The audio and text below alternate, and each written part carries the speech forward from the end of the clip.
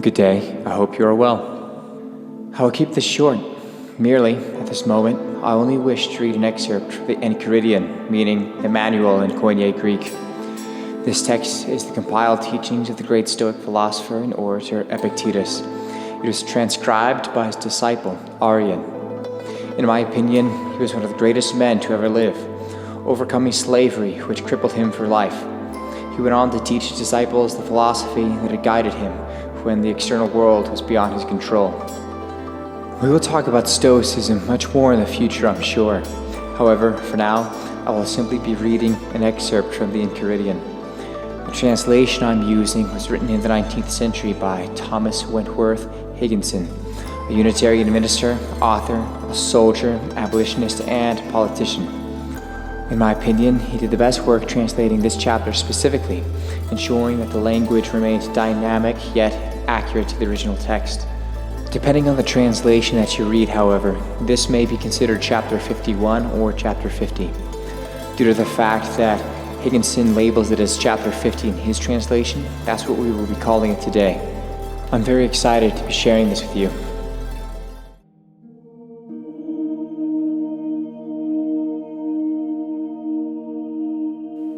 Whatever rules you have adopted, abide by them as laws, and as if you would be impious to transgress them.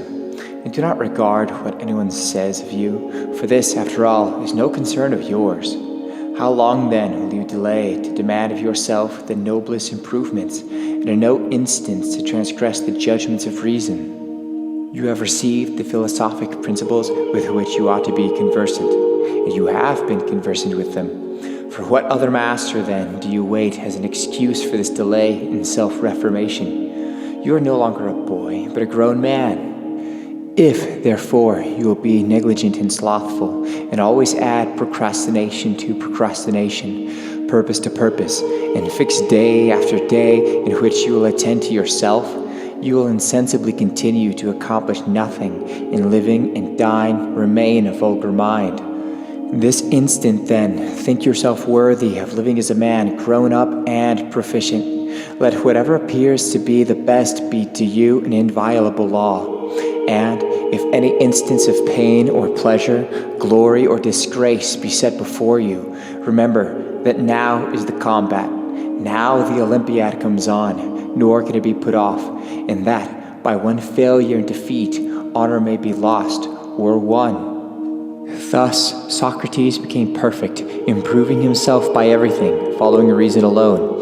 And though you are not yet a Socrates, you ought, however, to live as one seeking to be a Socrates.